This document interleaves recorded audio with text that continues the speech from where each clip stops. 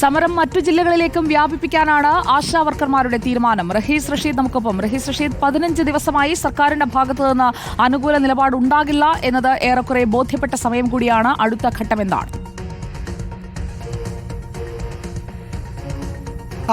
സർക്കാരിൻ്റെ ഭാഗത്തു നിന്ന് അനുകൂല നിലപാടില്ല എന്ന് മാത്രമല്ല, ജനാധിപത്യ രീതിയിൽ സമരം ചെയ്യുന്ന ഒരു സംഘടനയെ ചർച്ചയ്ക്ക് വിളിക്കാനുള്ള ഒരു നീക്കം പോലും സർക്കാരിൻ്റെ ഭാഗത്തു നിന്ന് ഉണ്ടാകുന്നില്ല.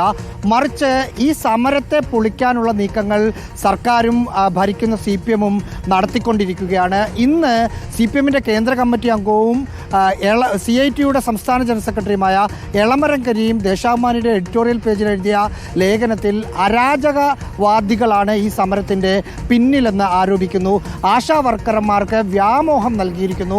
അവർക്ക് ആശ നൽകി അരാജകവാദികൾ പുറത്തിറക്കി സമരം ചെയ്യിപ്പിക്കുകയാണ്.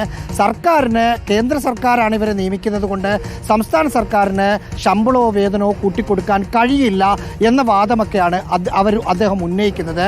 ആ സമയത്ത് തന്നെ സമരം കൂടുതൽ ശക്തമാക്കാനുള്ള തീരുമാനം ഈ സംഘടന എടുത്തിരിക്കുന്നു. 27-ാം തീയതി ആലപ്പുഴയിലും മലപ്പുറത്തും ജില്ലാ കേന്ദ്രങ്ങളിൽ സമരം നടത്താനാണ് തീരുമാനം. 28-ാം തീയതി കോഴിക്കോട് സമരം നടത്താൻ തീരുമാനിച്ചിരിക്കുന്നു.